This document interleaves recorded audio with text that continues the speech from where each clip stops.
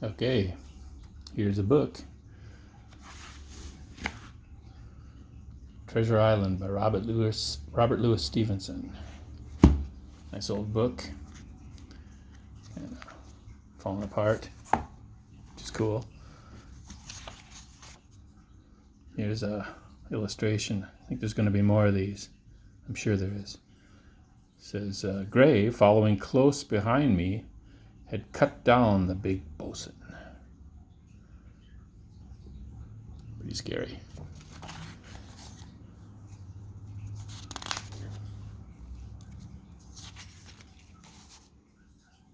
Treasure Island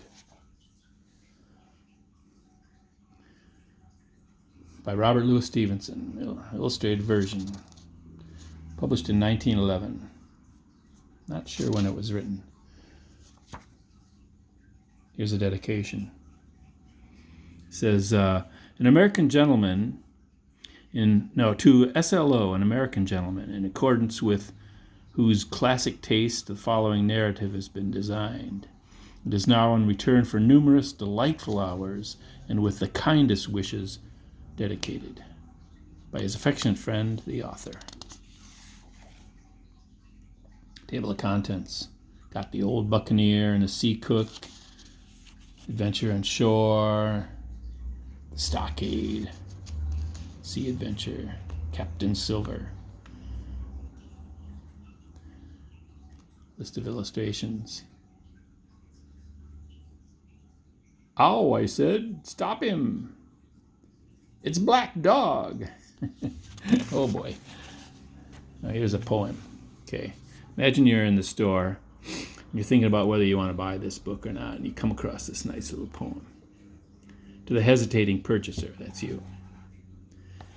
If sailor tales to sailor tunes, storm and adventure, heat and cold, if schooners, islands, and maroons, and buccaneers, and buried gold, and all the old romance retold exactly in the ancient way, can please as me they pleased of old, the wiser youngsters of today, so be it, and fall on.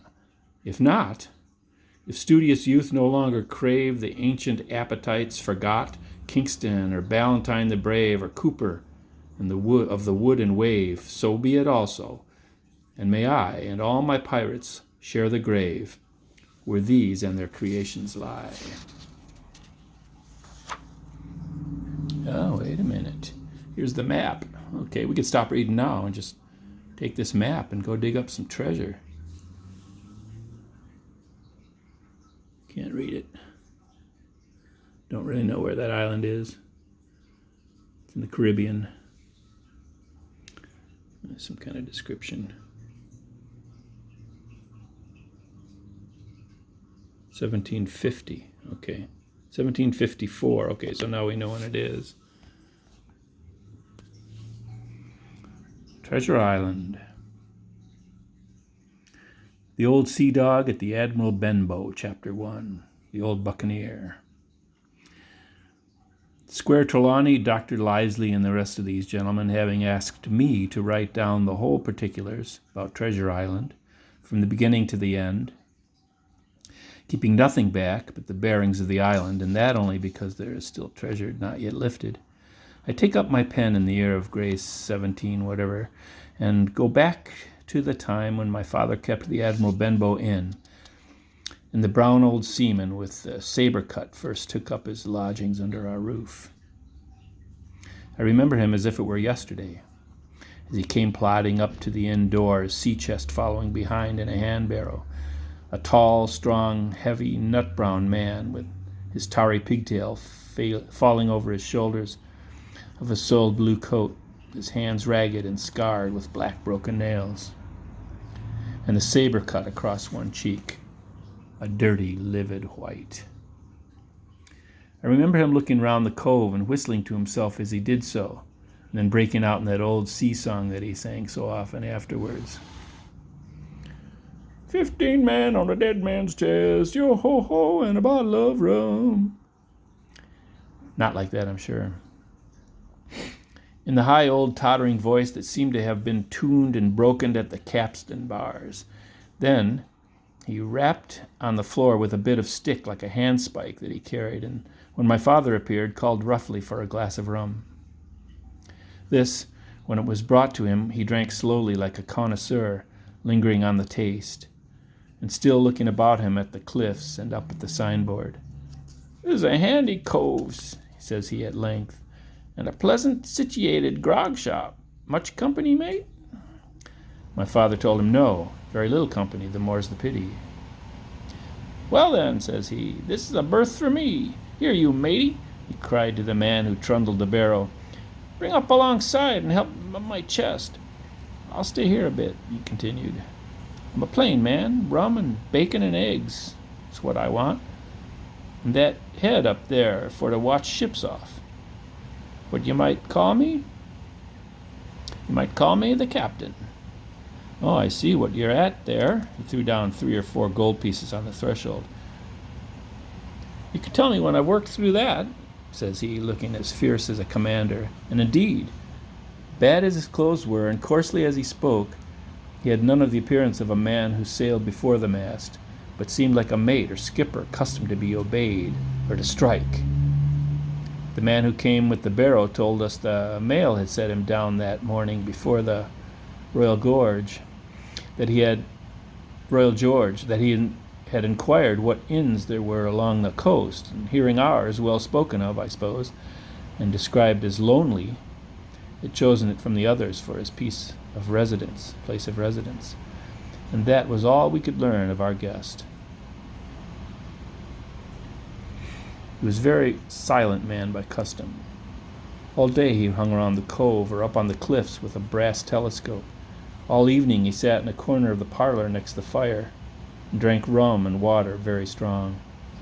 Mostly, he would not speak when spoken to, only look up and sudden and fierce, and blow through his nose like a foghorn. And we, and the people who came about our house, soon learned to let him be.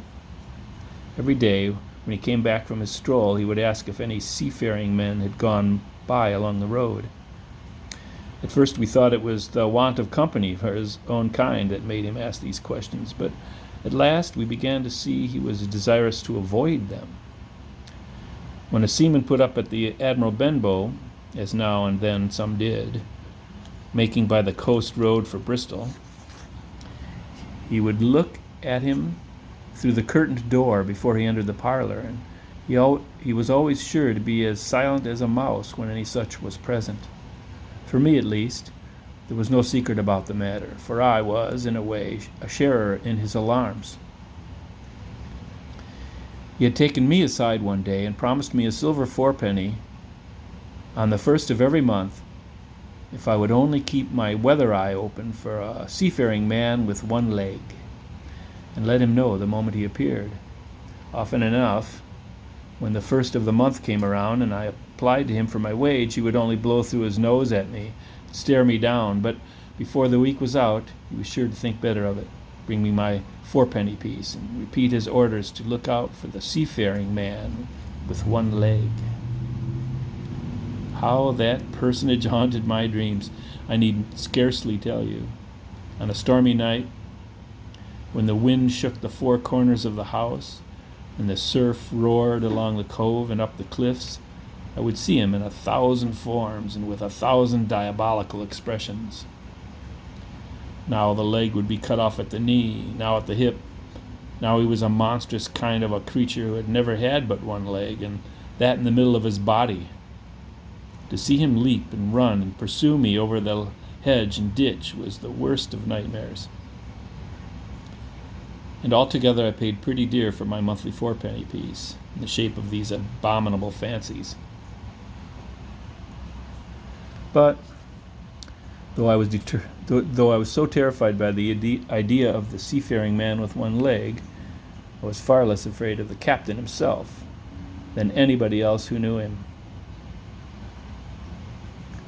There were nights when he took a deal more rum and water than his head would carry, and then he would sometimes sit and sing his wicked old wild sea songs, minding nobody, but sometimes he would call for glasses round and force all the trembling company to listen to his stories or bear a chorus to his singing. Often I have heard the house shaking with Yo ho ho and a bottle of rum. All the neighbors joining in for dear life, with the fear of death upon them, and each singing louder than the other to avoid remark. For in these fits he was the most overriding companion ever known. He would slap his hand on the table for silence all around. He would fly up in a passion of anger at a question, or sometimes because none was put. And so he judged the company was not following his story. Nor would he allow anyone to leave the inn till he had drunk himself sleepy and reeled off to bed.